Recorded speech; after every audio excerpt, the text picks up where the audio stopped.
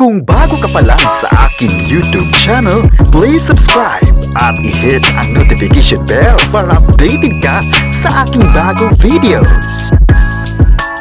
Okay, again, good morning para sa ating mga viewers. At tuloy-tuloy pa rin tayong magbibigay ng updates dito sa Presko Balita. At kanina nga ay napag-usapan natin yung tungkol kay Ogie Alcacid na pansamantala muna siyang mapapanood sa Bubble Gang. At ngayon pong umaga ay panibago namang hain ang ibibigay ko sa inyo mga kapresko. Well, alam ko na excited rin yung mga viewers natin na palagi talagang tumutok sa ating programa dito nga sa Presko Balita. Anyways, ako pa rin si Kenneth at ako ang magbibigay sa inyo ng Preskong Balita.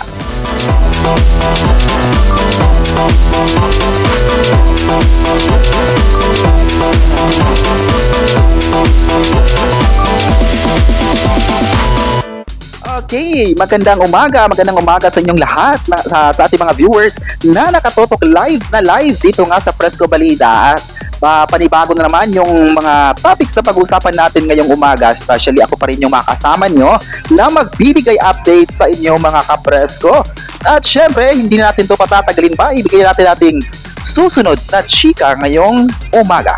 Okay, karakter ni Christopher De Leon sa Batang Quiapo, mamamaalam na nga ba? Ito ang chika ngayon na tila pinag-usapan sa social media, ang pamamaalam di umano ng karakter kasi nga ipinost ng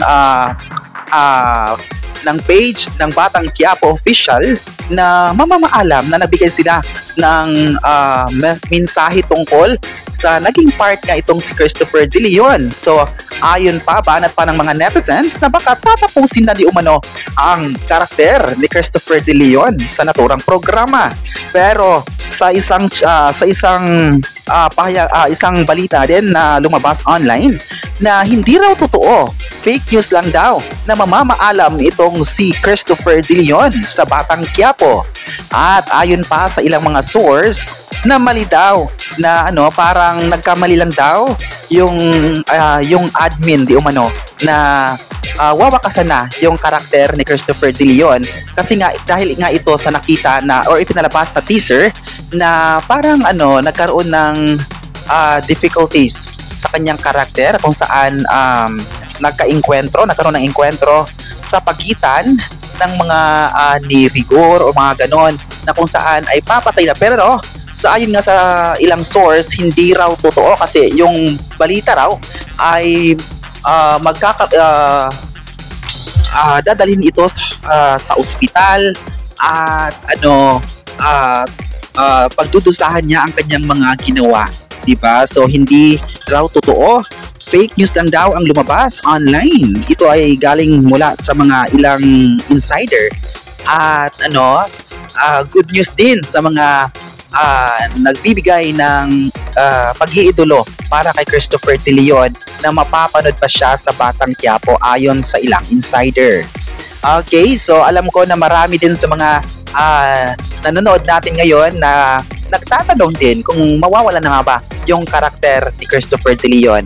At ito na nga ang sagot na mapapanood pa natin siya at abangan pa natin yung mga susunod na episodes ng kanyang karakter bilang si Ramon sa Batang Quiapo. Well, alam ko na marami talaga ang nag-aabang sa mas patindi ng mga eksena ng naturang serye.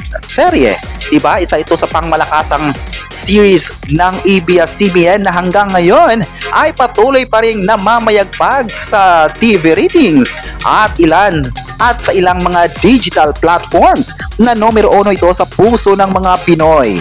Diba? Abangan natin yan mga kapresko kung ano pa yung mga matitinding eksena na gagawin ni Ramon at pati na sa pagiging direktor nga nitong si Coco Martin na nagkaroon nga ito ng positibong komento pa rin mula sa mga fans. Although may mga negatibo pa rin na nagsabi na paikot-ikot lang daw yung storya, pero may marami pa rin sa mga fans at viewers ang nagkakagusto at talagang tinatangkilik nila ang naturang serye. Well, alam naman natin kung gaano kagaling talaga sa pagdidirect itong si Coco Martin at nakuha pa rin niyang mas palawakin pa ang storya at makakasama at mapapasama ang mga dating artista at mga baguhang artista sa isang palabas, di ba?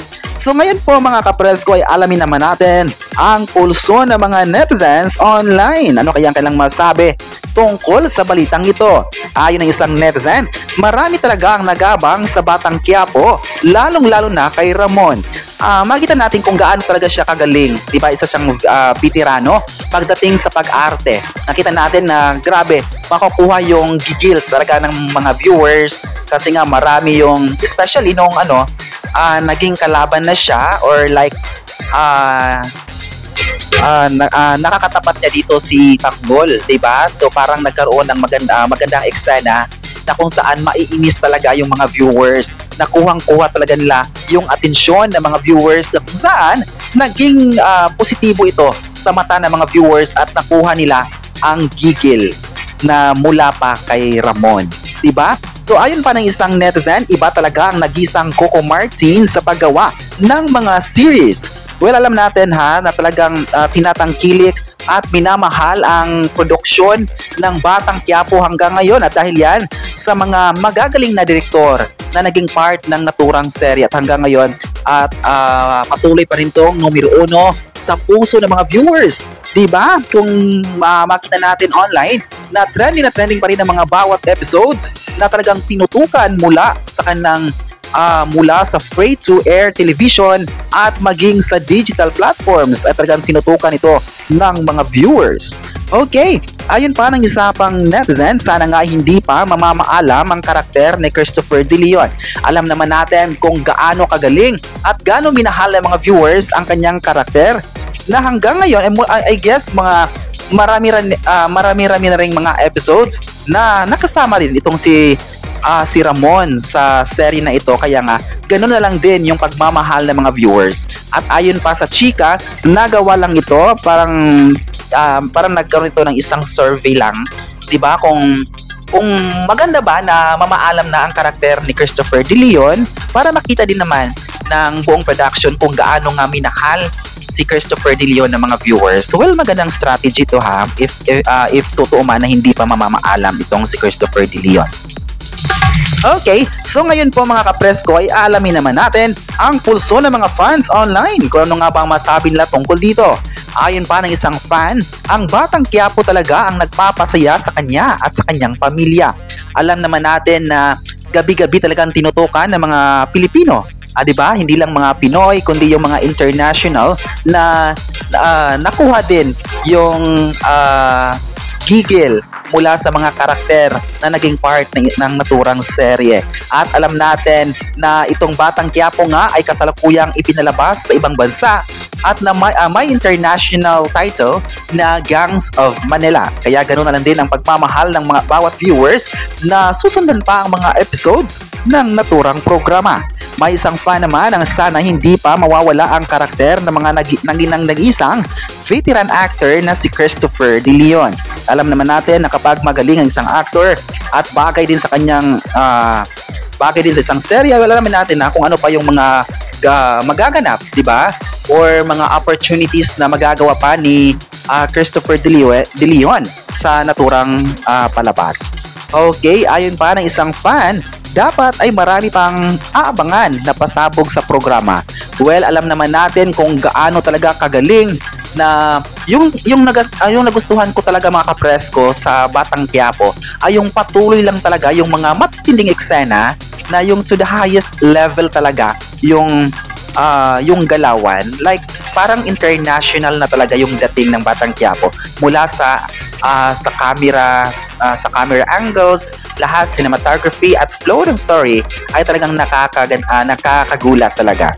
Okay, so ngayon pong umaga ay pinag-usapan natin yung pamamaalam di umano ng karakter ni Ramon sa Batang Quiapo at marami nga nagkomento dito at ayon pa sa ilang source, fake news lang daw ito at patuloy pa natin siyang mapapanood. Okay, so kayo po mga kapresko, ano ang masabi nyo na hindi raw mamamaalam ang karakter ni Christopher De Leon? I-comment na kung gusto mo pa siyang mapapanood at huwag kalimutang i-subscribe ang ating YouTube channel.